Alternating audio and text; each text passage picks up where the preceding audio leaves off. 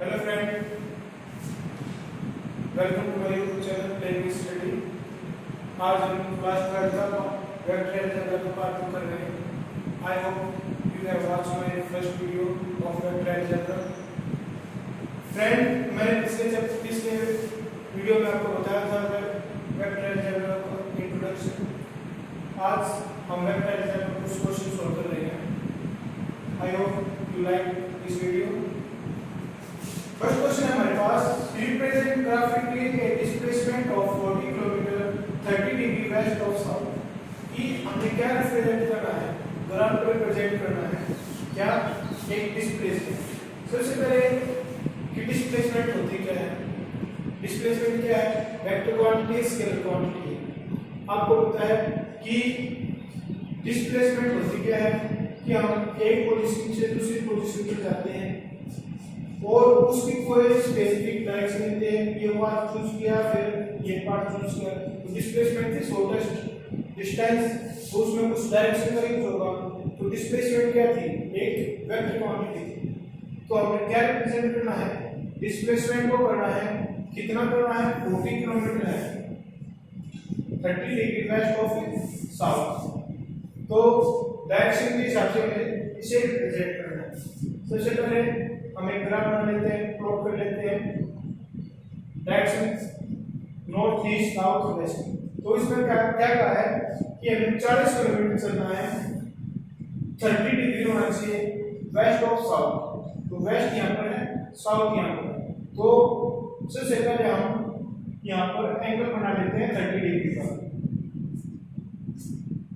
Late की ये angle है 30 डिग्री।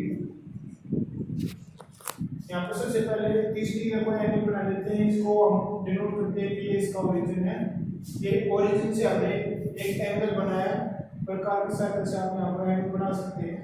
फिर डी की सहायता से 30 डिग्री का हमने एंगल बनाया।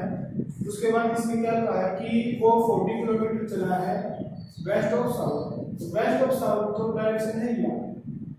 तो हम लेट्स स्केल यूज कर लेते हैं कि जो भी हम शॉर्टेस्ट यूज कर रहे हैं, ए से बी जो टुकड़े हैं वो 10 किलोमीटर का। हम स्केल की सहायता से यहाँ से यहाँ तक 10 किलोमीटर, यहाँ से यहाँ तक 20, 30 और इंक्रीज कर लो, 40 हो गए।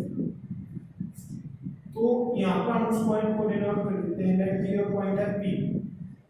तो ओ से लेकर पी तक की जो डिस्टेंस होगी वो 40 किलोमीटर। तो हमने इस क्वेश्चन में क्या कहा था कि represent graphically a displacement of 40 kilometre 30 degree west of south. तो हमारा फर्स्ट क्वेश्चन था कि ओ से पी तक हमें क्या दिखाना है। तो हम लेट कि ओ की एक वेक्टर है जो 40 किलोमीटर है 30 डिग्री वेस्ट ऑफ साउथ। तो हमारे फर्स्ट क्वेश्चन हो गया है, पहला फर्स्ट क्वेश्चन कर लिया। हम सेकंड क्वेश्चन करते हैं। तो सेकंड क्वेश्चन हमारे पास है, classify the following measures as scalar and vector. कि हमें ये बताना है कि जो कुछ क्वांटिटी है ये स्केलर फंक्शन है या फिर वेक्टर फंक्शन है। मैंने फर्स्ट वीडियो में बताया था कि मैंने उसको इसके बारे में डिफाइन किया था। सबसे पहले मैंने डिफाइन किया था कि स्केलर क्वांटिटी क्या होती है और वेक्टर क्वांटिटी क्या होती है। तो अब उसके ऊपर कुछ क्वेश्चन है, हमें ये बताना है कि स्केलर फंक्शन है या फिर वेक्टर फंक्शन है। जैसे कि हमारे पास फर्स्ट क्वेश्चन है, उसमें फर्स्ट पार्ट जो पूछ रहा है कि हमें ये बताना है कि ये स्केलर है या वेक्टर। तो सबसे पहले लेते हैं हम सेकंड। इसमें बताया कि 5 सेकंड। तो सेकंड है, सेकंड में क्या बताया कि इसमें 5 सेकंड यानी कि न्यूमेरिकल वैल्यू है। इसमें कोई इसमें कहीं पर भी कोई भी डायरेक्शन का यूज नहीं किया गया है। यहाँ पर केवल हमें मैग्नीट्यूड के बारे में बताया गया है कि ये मैग्नीट्यूड है किसी चीज का। मींस के टाइम है, जो टाइम क्या है, न्यूमेरिकल वैल्यू है जो हमें किसके बारे में बताता है, उसके मैग्नीट्यूड के बारे में बताता है। मैग्नीट्यूड क्यों बताता है, स्केलर फंक्शन। तो हमारा फर्स्ट इसको मैं बताना था कि फर्स्ट पार्ट क्या है। तो 5 सेकंड एक स्केलर क्वांटिटी है। सेकंड है हमारे पास 1000 सेंटीमीटर की क्यूब, मींस की 1000 सेंटीमीटर क्यूब। ये स्केलर फंक्शन है या फिर वेक्टर फंक्शन है।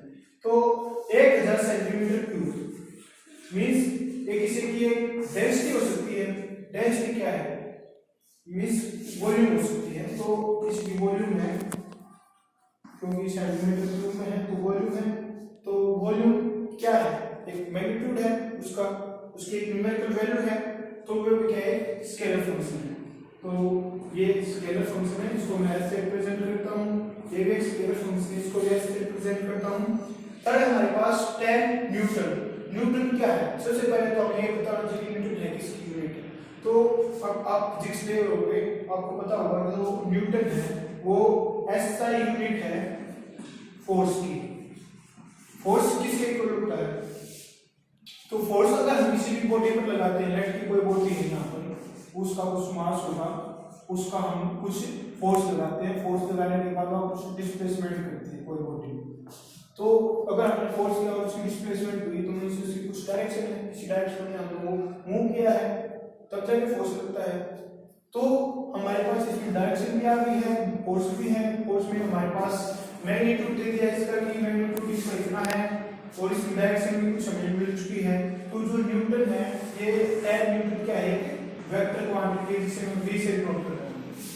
तो फोर्स हमारे पास 30 किलोमीटर पर हावर, 30 किलोमीटर पर हावर। इसमें क्या है कि कुछ डिस्टेंस हमने ट्रेवल की है एक पर्टिकुलर टाइम में, लेकिन इसमें हमें कहीं पर भी ये नहीं बताया गया कि इसकी डायरेक्शन क्या है, हमें इसकी डायरेक्शन के बारे में नहीं पता। तो ये क्या है, स्केलर क्वांटिटी है। फिर पर है हमारे पास 10 ग्राम सेंटीमीटर की क्यूब। तो ये एक स्केलर क्वांटिटी है क्योंकि इसमें भी कहीं पर भी डायरेक्शन का कोई भी यूज नहीं किया गया है, तो ये भी एक स्केलर क्वांटिटी है। लास्ट हमारे पास 6 है 20 मीटर पर सेकंड टुवर्ड्स नॉर्थ। तो अगर हम केवल ये देखें तो ये एक स्केलर क्वांटिटी है, लेकिन इसमें डायरेक्शन पहले से गिव कर दी कि इसके पास जो डायरेक्शन है वो मूव किस डायरेक्शन में कर रहा है, वो मूव कर रहा है नॉर्थ डायरेक्शन में। तो ये क्या है, एक वेक्टर क्वांटिटी है। आई hope you have clear my point. तो हम दूसरा क्वेश्चन कर चुके हैं, अब हमारे पास नेक्स्ट क्वेश्चन है कि नेक्स्ट क्वेश्चन हमारे पास इन फिगर 10.5 की हमारे पास कोई फिगर है, इसमें which of vector are collinear, equal and coincident vector। तो बेसिक में जब मैंने इंट्रो करवाया था उस टाइम पे मैंने आपको बताया था कि कोइंसिडेंट वेक्टर क्या होते हैं, कोलिनियर वेक्टर क्या होते हैं, इक्वल वेक्टर क्या होते हैं।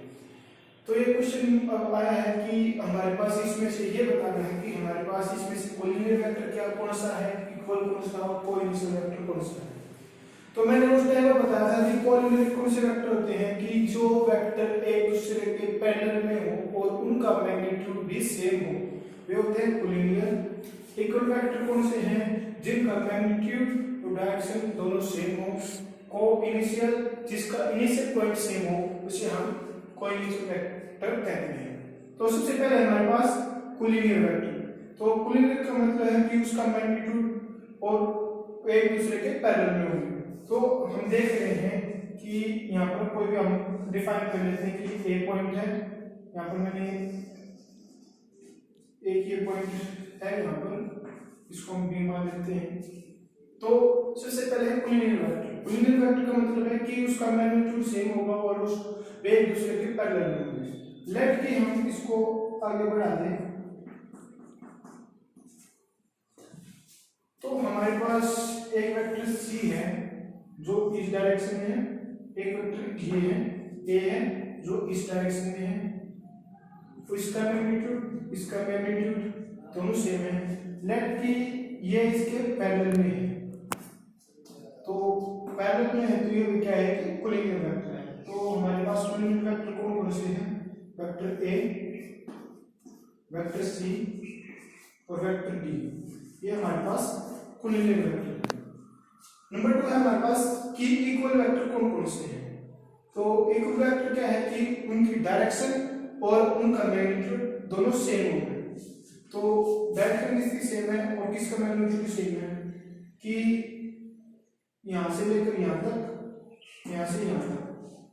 तो हमारे पास ए वेक्टर और सी वेक्टर, ये क्या है, इक्वल वेक्टर। थर्ड हमारे पास को इनिशियल वेक्टर। को इनिशियल वेक्टर मींस जिनका इनिशियल पॉइंट सेम है। तो ऐसे कौन कौन से वेक्टर हैं? लेट यहाँ स्टार्ट किया, यहाँ पर खत्म, तो यहाँ से और कोई स्टार्ट नहीं हो रहा। हमारे पास एक पॉइंट है जहां से एक वेक्टर जा रहा है सी, दूसरा डी, दूसरा बी। तो इन तीनों का जो स्टार्टिंग पॉइंट है वो क्या है? ए है। तो हमारे पास कौन कौन से वेक्टर हैं जो कौन से वेक्टर हैं? तो हमारे पास है वेक्टर बी, सी और D. That's all.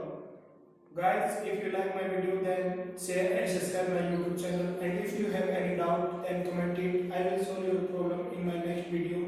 Thank you.